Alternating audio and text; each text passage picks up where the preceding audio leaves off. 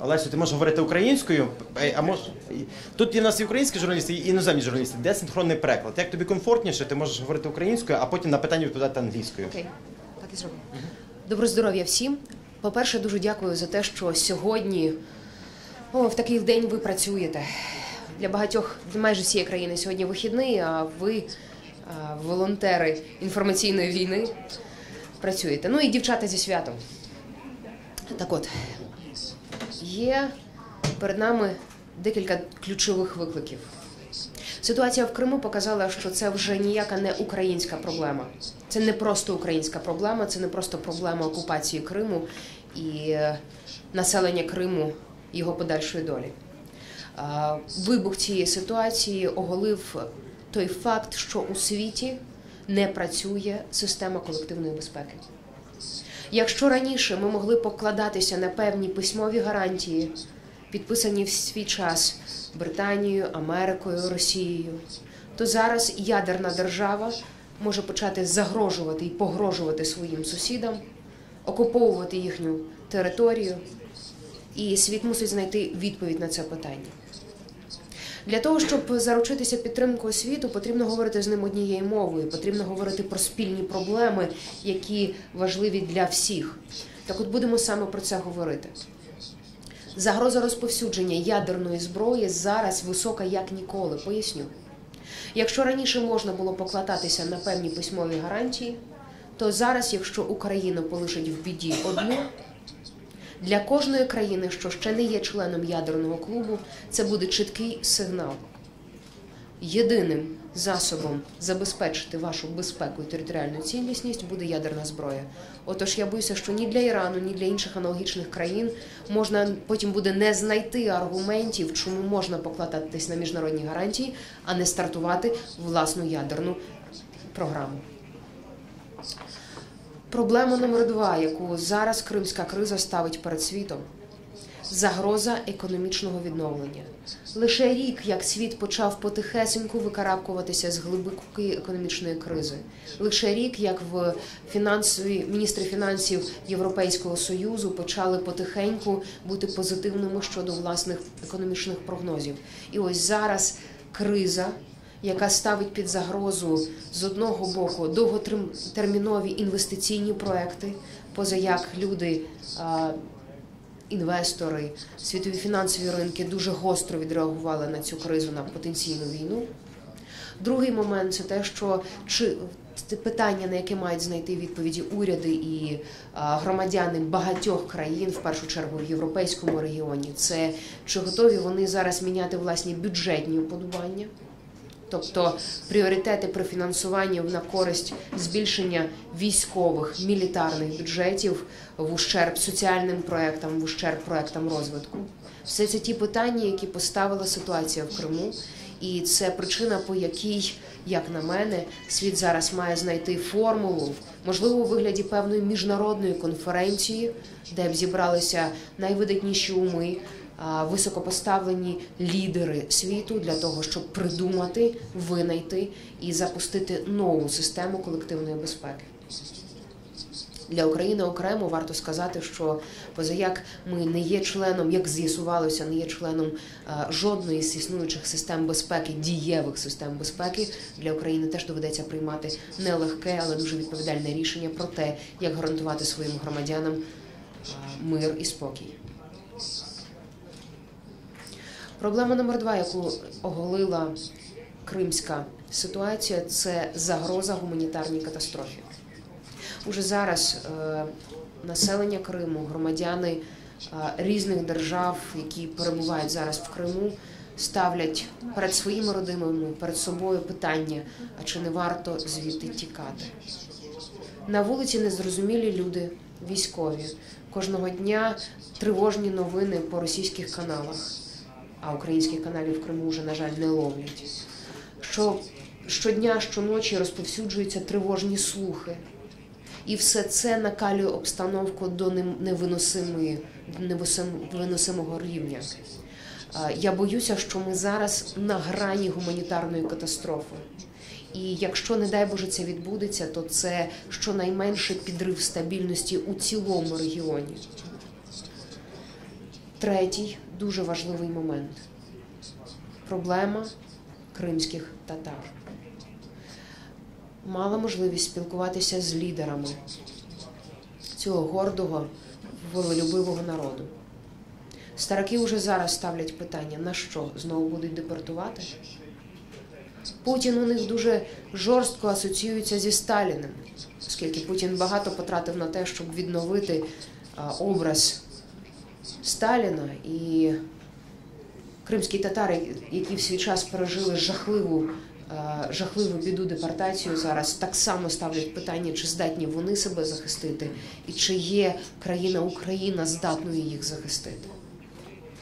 Мало хто в світі знав до цього історію цього гордого народу. Це 300 тисяч людей, які мусульмани, для яких Крим – це їхня єдина домівка, які здатні до високої організації, самоорганізації, які зараз так само перебувають під постійною загрозою. Більше того, ці, як їх називає російські медіа, зелені чоловічки, а насправді озброєні військові формування в Криму, щоразу провокують місцеве населення, в тому числі кримських татар, на виявлення взаємної агресії. Я знаю від кримських татар, що вони організували патрулювання і захист різних об'єктів, напад на яких може, не дай Боже, запалити іскру міжнаціонального конфлікту. Синагоги, мечеті, цвинтарі, інші видатні національні об'єкти національної пам'яті. Ми так само мусимо бути свідомі того, що ця проблема мусить бути вирішена. Ми маємо знайти метод, як цьому запобігти. Четвертий момент. Військові української армії в Криму і їхні сім'ї. Ми мусимо, як уряд України, як українська держава, знайти відповідь, яким чином забезпечити їхню безпеку, безпеку їхніх сімей. Адже пішла інформація, підтверджена від них, що російські сили в Криму розробляють і розробляли вищий командний склад на тему безпеки їхніх родин і чим насправді можна на них тиснути, щоб поміняти їхню позицію, змусити їх зрадити власній присязі. Ось ці критично важливі питання зараз стоять перед нами, і ми дуже уповаємо, що нам всім вистачить мудрості дипломатичними, інформаційними методами і, не дай Боже, військовими знайти вихід з цієї ситуації, розв'язати мирно цей конфлікт. І, не дай Боже, не допустити до ескалації, до людських жертв, до міжетнічного протистояння і до довгого, тривалого і кривавого конфлікту. Прошу. Представтесь, будь ласка. Почекайте, ми зараз мікрофон донесемо, це для перекладачів.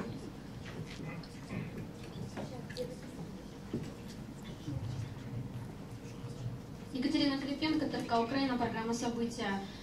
Надеемся, что все-таки в Крыму удастся урегулировать конфликт. Немножко два вопроса, не связанные с Крымом.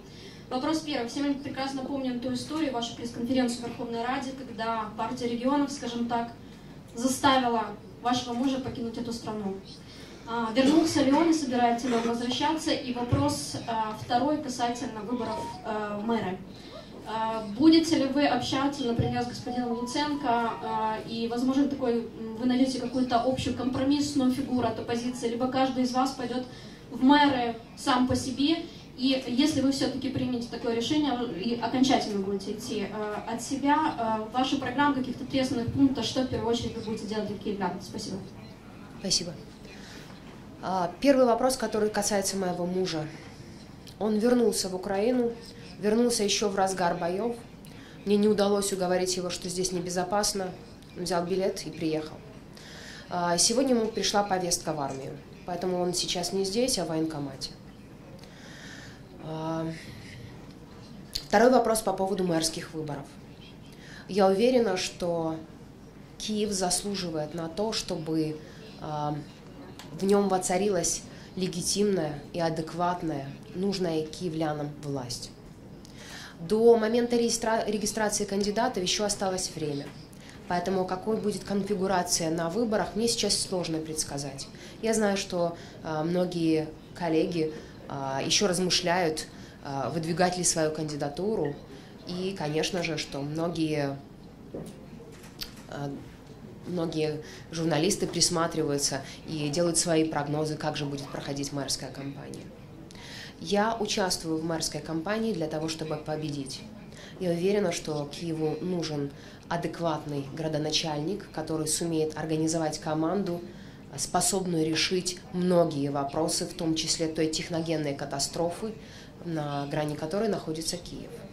Моим первым и самым ответственным заданием будет изменить отношение киевских чиновников к собственной работе и к их клиентам. Поскольку раньше отношение было барское, с высоты, с хамством, через очередя и взятки. Сейчас я буду делать все, чтобы чиновники пришли к пониманию, что они нанятые менеджеры, которые должны обслуживать с улыбкой, быстро, доброжелательно и эффективно. Это самая важная задача. Если поменять отношения, мы поменяем результаты. Сейчас я собираю свою команду, я открыта для волонтеров в своей предвыборной борьбе, и я уверена, что эти выборы и то, как мы будем проводить эту кампанию, это будет впервые в Украине, такого мир еще в Киеве не видел. Мы будем заниматься краудфандингом, то есть будем собирать деньги, так как это принято делать в западных кампаниях. Мы будем опираться на волонтеров, а не нанятых агитаторов. Мы будем писать программу и набирать команду не в закрытую, как это раньше было принято в украинской политике. Мы будем делать то, в что я верю, в новую политическую культуру. Открыто, ответственно и эффективно. Народная правда Харкова. Наскільки ви вважаєте тиск и прессия мирового сообщества на Путина, чтобы разрулить эту ситуацию бескровно? Насколько милитарно или политически, экономически она достаточна для того, чтобы все-таки разрулить этот конфликт бескровно?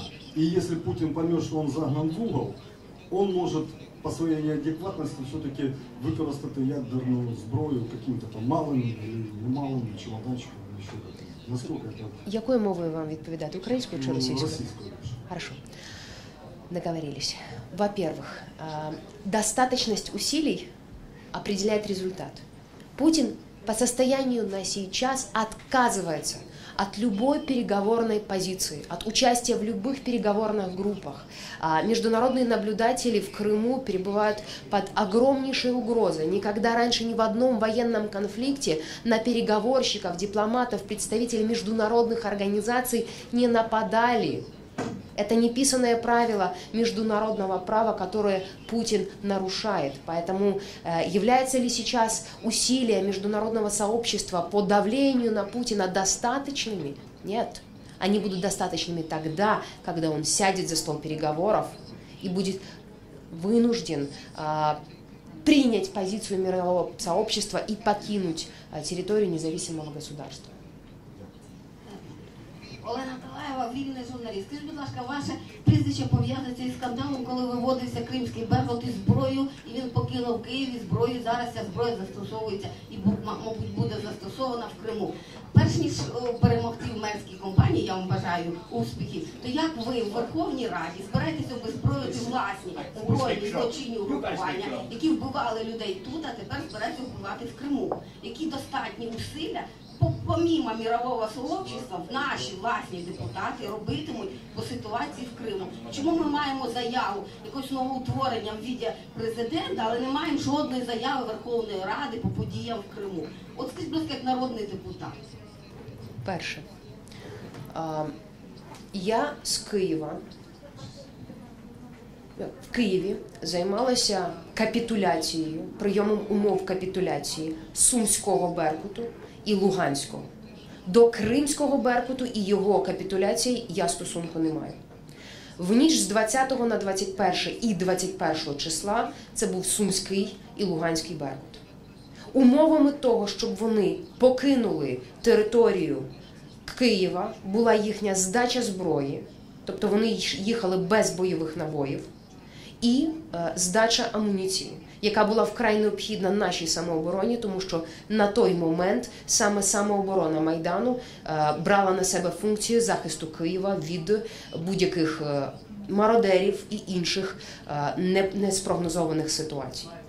Для мене тоді, як державного діяча, було вкрай необхідно, щоб роззброїти потенційних учасників військового конфлікту в столиці.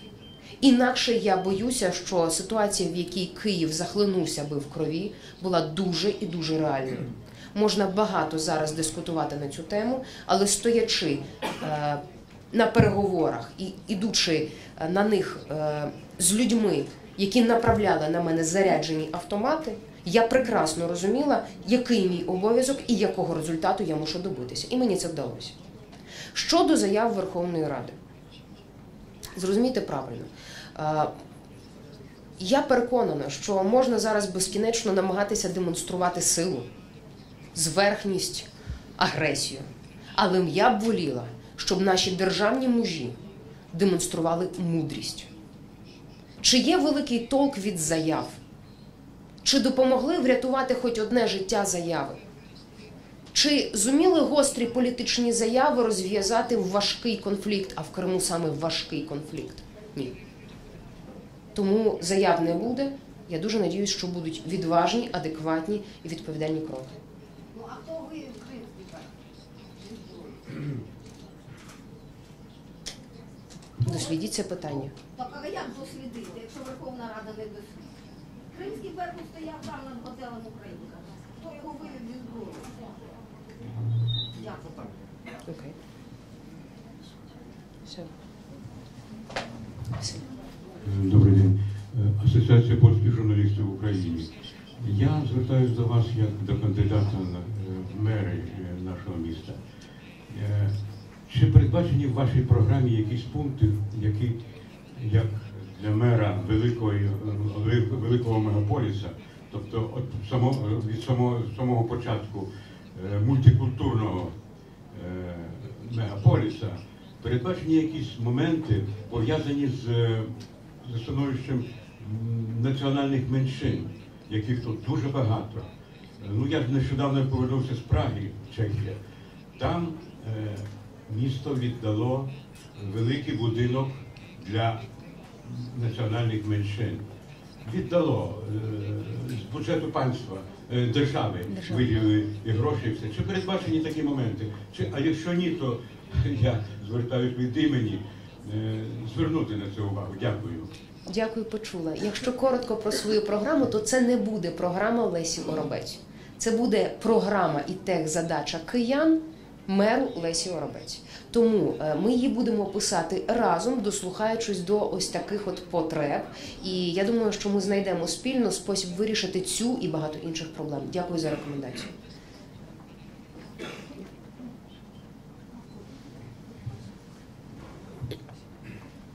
Please introduce yourself. My name's Doroshenko. I'm Holova in New Zealand.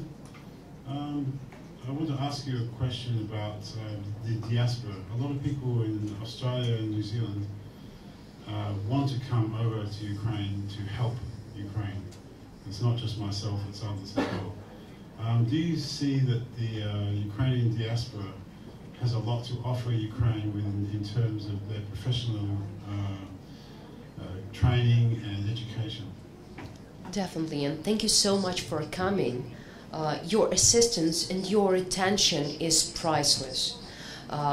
Over the 3 months of revolution, we've seen a lot of efforts from our diaspora, from Ukrainians all over the world, US, Canada, France, Italy, Spain, Australia, all over the world, whenever Ukrainians leave, including Russia actually, the efforts to consolidate and focus the attention of your governments on what's going on in Ukraine, to get better understanding and clear picture of what are the threats and real needs of the Ukrainian people. We are not here to demand, we are not on the position of demand, but as members of one big political nation, we are very happy to have you on such a position. What you can do is to continue pressure and focus the attention of your government to the Crimean issue, to try to solve it, that the Ukraine will stay integral and independent. This is in utterly need. And definitely, if you have an opportunity to come and see on your own eyes the very historical events that are going on right now in our country, then please come. We need your hands and brains and attitude. Thank you. Gerd Bruszyński, Toronto, Goniec Polski. I'm very sorry to tell you one very sad thing. I have a lot of friends in Ukraine community in Toronto. Okay. And they came in after 1990, happy there was finally Ukraine.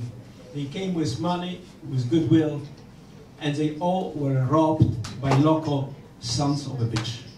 And a lot of Ukrainians, few years ago, told me, I will invest in any country except Ukraine. But the issues which I'm really interested in is the following. The Polish community and the Catholic have built a Catholic church, St. Michael's. This church has not been returned to the Poles or the Catholic Church to me.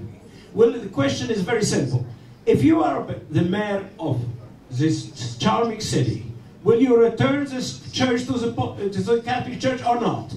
Yes or no? Thank you.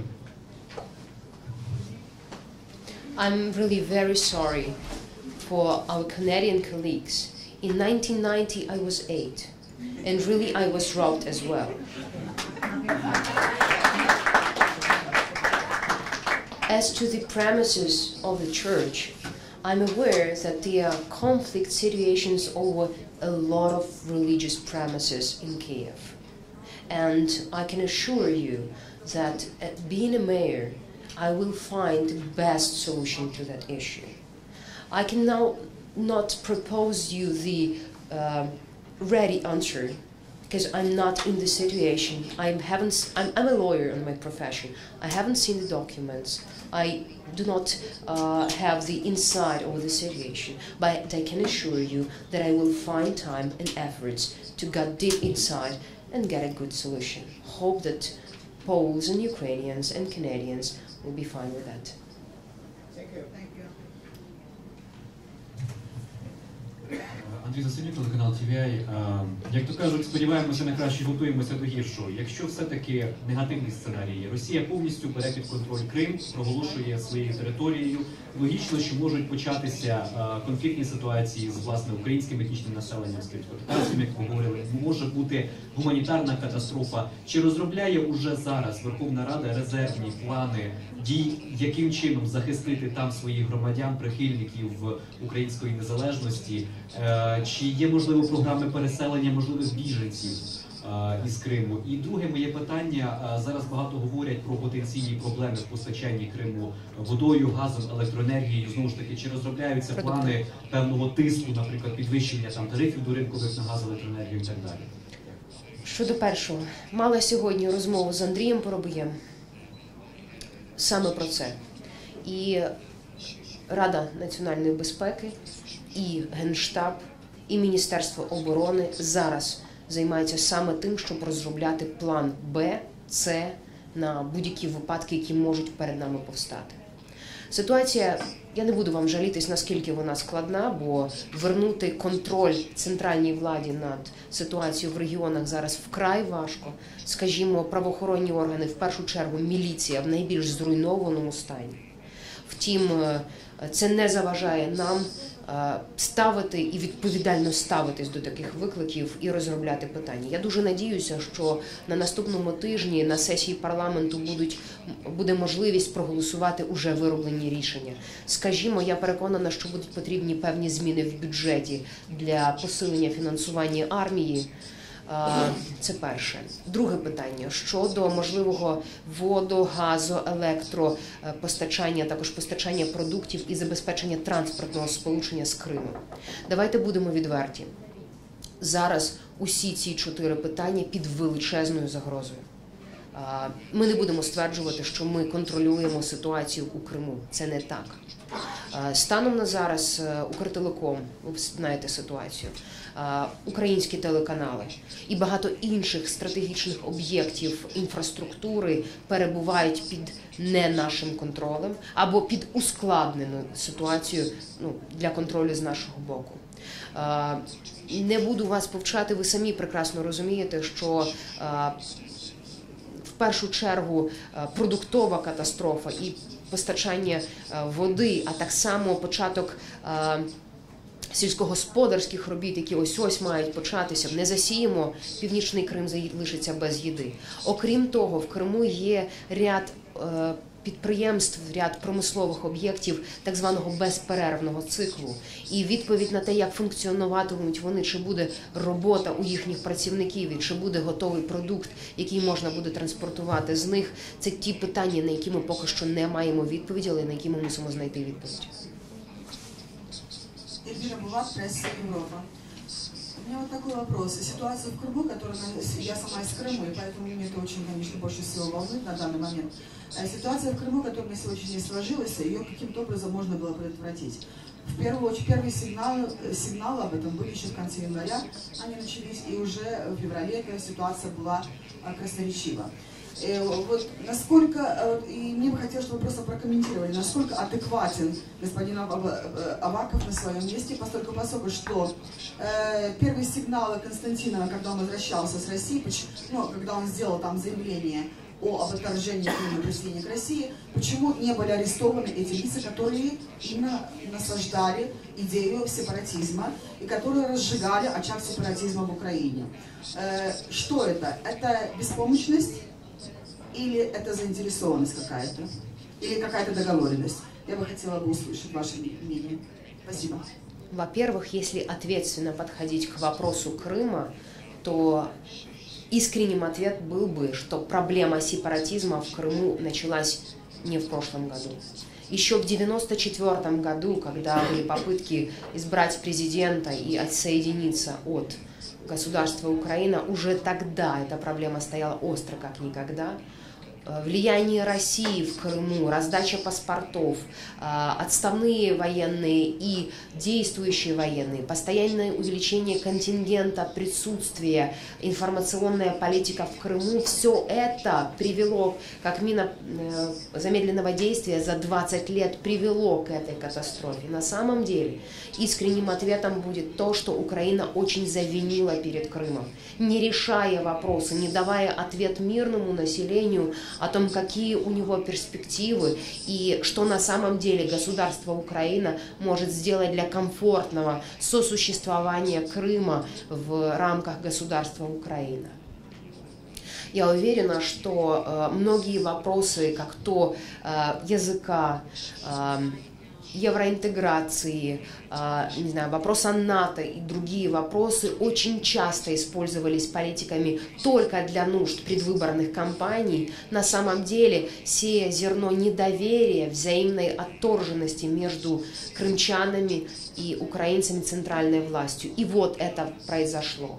Действительно, тревожные знаки были видны еще достаточно давно, поэтому решать вопрос сейчас, думая, что проблема возникла месяц-два назад, как минимум глупо, как максимум безответственно. Отвечая на вторую компоненту вопроса по поводу господина Авакова, я готова отвечать и обсуждать его действия. Я не готова сейчас обсуждать его какие-то личные качества, намерения и так дальше, поскольку это все лежит за областью рационального поведения.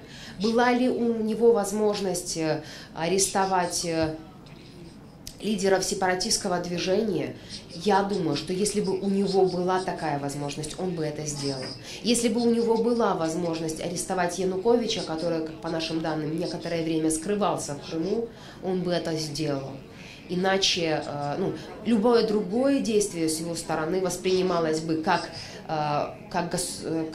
гражданами Украины, так и членами его команды внутри в правительстве и в парламенте как безответственное и предательское.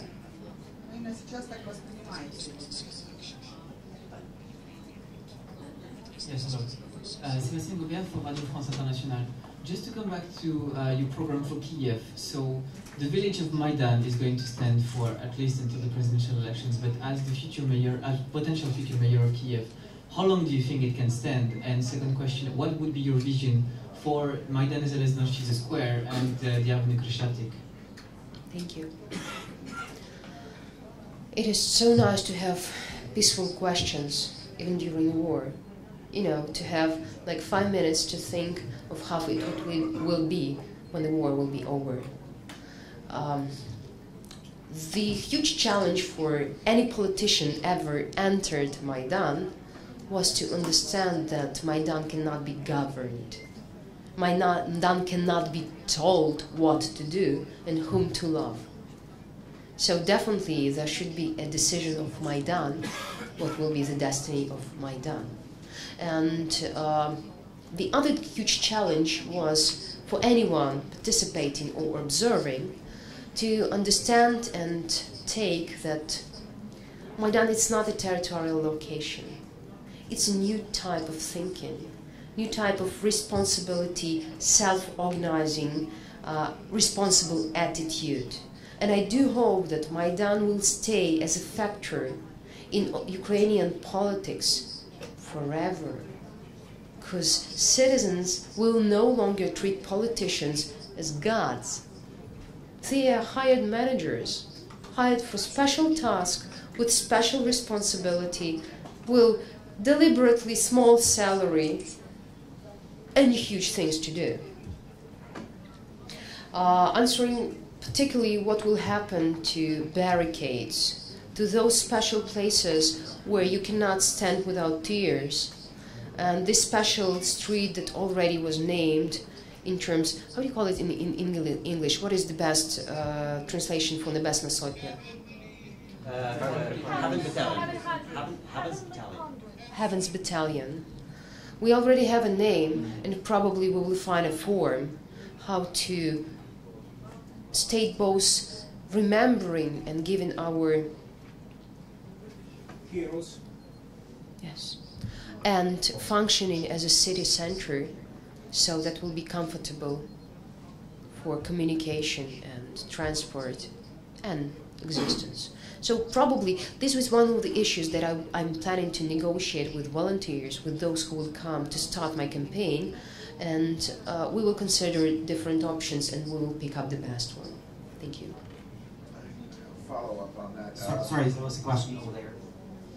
Alain Guillemot from the daily newspaper La Croix, a French daily paper.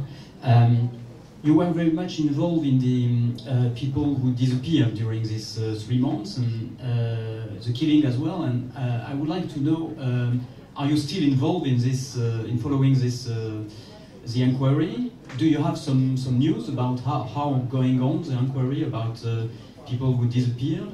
And did you find some evidence that there was some extrajudicial group of people in charge of kidnapping or killing of some of the participants of the demonstration?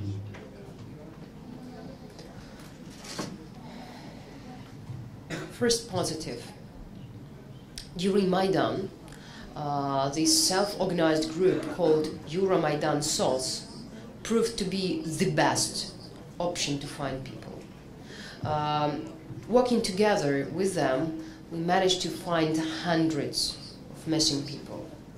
What we've done was so effective that never ever before in Ukraine missing people were found so quickly. So there are practically hundreds of people that first of all found out that they were missing, because some of them just left their phones or forgot to call their relatives, and you know, the whole nervousness of the situation. So the biggest majority of them were just found just thanks to communicating the information. But the other pile we managed to find in clinics, in prisons, and even in autopsies. So what should be done is these best practices, how to find people, should be shared with the police. Because our police before that proved to be ineffective in finding people. What is the situation right now? We have to change priorities, as we have already first warnings from Crimea about missing people. And we have to find our way to start finding people there. Because as it's going on about Maidan missing people, we still have few, but they're not as many as we had before. They're not 100. They are like 3 to 4 people, as far as I know right now. Some of them were missing even before Maidan, but relatives probably have seen them in some TV air, so they continue to have hope that probably they will be found. We have a huge issue in Crimea right now. We had already this scandalous information about the representative of the UN being kidnapped, and we have information from our military servants there that their families are under threat of kidnapping. So we have to think pro result how we will be capable to solve this issue in Crimea, having the experience in Maidan. And yes, I do follow the story, and when we have urgent matters in clinics, in some unrecognized bodies, and things like that, I participate in the very urgent and very tough issues still. Maybe this isn't your province, but Michael Hammers might know. Do you have plans to do any kind of like lustration with the police to try to go through them and try to throw out the bad apples, which may be not just the bottom of the barrel, you know, half the barrel or whatever, and maybe to vastly increase the salaries? Like I said, I don't know if that's a city function, and it may be, you know, a national government. I'm still a member of the parliament, so this is my task to do as well. I'm aware how much the illustration and anti-corruption activity is needed, and what is a huge demand of the citizen to do that. The only excuse why it's not have started yet are the huge horrible problems our government is facing, such as Crimea, I mean the war with Russia, and economic, we are on the brink of economic failures, so we have to stabilize the situation there. But as long as we have these issues at least coped, I don't say solved, we have to start it. My best case scenario is the Georgian reform. And I do hope that we will find political will to implement that.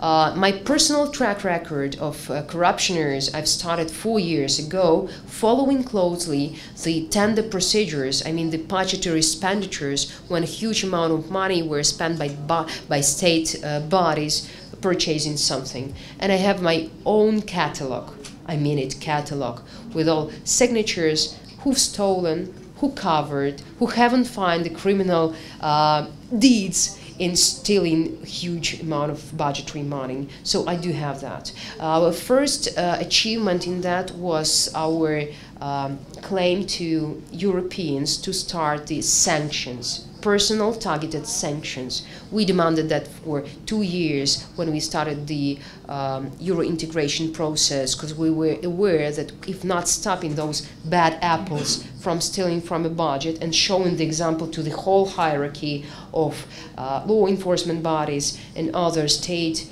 bodies that you can steal and you won't be punished. So we were asking Europeans to start the personal sanctions. We were pleading for those personal sanctions all over the revolution. Thanks God, Canada was the first to start this process of personal sanctions. Now we see the lists of the former Ukraine officials being under the threat of freezing bank accounts, visa problems, and criminal persecution in the EU. We see that as a very good first step, and I do hope that we will have political will to continue. Hello again. In 2012, I came here from New Zealand representing the community on a diplomatic mission for the elections. When I was an election observer, I observed some fraudulent electioneering activities at one of the largest polling stations in Kiev, and I covertly even took pictures of this, and it was basically a guy sitting in a room stamping election forms, and I took this to the then mayor of Kiev and the CEC, showed them the pictures and had it documented, and they said yes, something will be done, nothing happened. How can we be sure that the next elections will not have the same sort of people trying to dirty the election and do fraudulent activities again? The answer is that the whole state machine invented a method to manipulate election results in this country. This is probably why it was so hard for opposition to get better results on elections. What can be done in these terms? Let us be frank, I do not believe in changing legislation, because each time when observers, high-rank observers, told us that we have a problem, the answer of any other Minister of Justice was, why don't we change the legislation? Next time will be better. But just with changing legislation and not implementing the responsibility for violating and electoral fraud, the system had never been actually changed. I also observed the elections, and I can share your point 100%. What can be done this time? The only thing is the high social activity in observing elections. I mean, during Maidan, we understood our social responsibility for what is going on with the destiny of this country. Only the real people participation in elections as members of electoral teams or observers or some activists following the events and tracking the very results of the elections so that they will be accurate and fair. This is the only answer we can give to have free and fair elections following. I would like to have a suggestion. Go to Canada, there's plenty of Ukrainians who work in the Canadian police. Bring them here, because they know what a good police is, and if you bring the police system from Canada here, you do a lot. And please, stop worrying about crime. There's other politicians today. Start worrying only about Kiev, there's plenty of it. And tell your husband he has good taste. Yes, sir. Я думаю, що питань більше немає. Пропоную закінчити. Подякувати Олесі за її час. Дуже гарно. Дякую, Олесі. Дякую. Дівчата, з святом.